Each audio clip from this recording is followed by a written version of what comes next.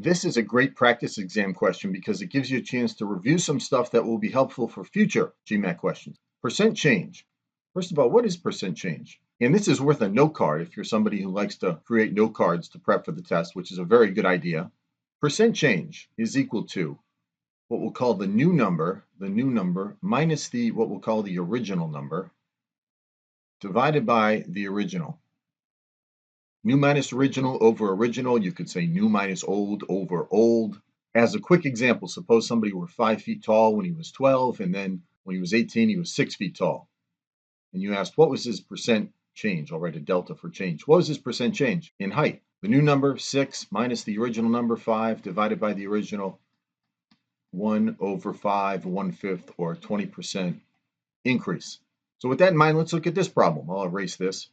By the way, if you find this video helpful, be sure to go to our YouTube channel, to the homepage, and click on the link that says Playlists. The column in the middle says Playlists. You'll find free videos on this practice test, other practice tests, and lots of other GMAT questions in the future. Let's look at this question. We're asked for a percent change between 1980 and 1990. We want to know a percent change. And this is a data sufficiency question, so we don't necessarily have to do a lot of calculating. We just need to know whether a statement gives us enough information, sufficient information, to find the percent change. All right, so let's take a look. Statement 1. We're given the population in 1970 as 160,000. We don't need to write out all the zeros. From that information, can we find out the percent change from 80 to 90? Well, no, of course not. We don't have nearly enough information. So 1 is out, and therefore you can't say that each statement gives you sufficient information. So each is out. A and D are gone. All right, how about statement 2?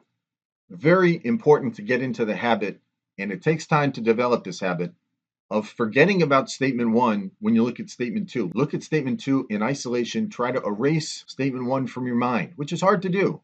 So statement 2, pretending we know nothing else, we are told the percent increase in population from 1970 to 1980. Suppose the population in 1970 was X.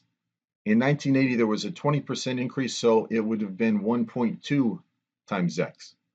If, for example, the population had been 100,000 in 1970, it would have been 120,000 in 1980.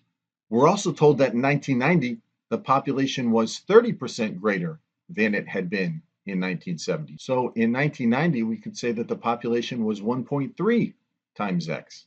If X were 100,000, the population in 1990 would be 130,000. Now we're asked for the percent increase between 1980 and 1990. Can we find that? Yes. Percent change, new minus original over original. The new number is 1.3x. The original, 1.2x, divided by, again, the original, 1.2x. We don't have to go any further. That is enough information to answer the question. Statement 2. Statement 2 gives you sufficient information to answer the question. The answer is B.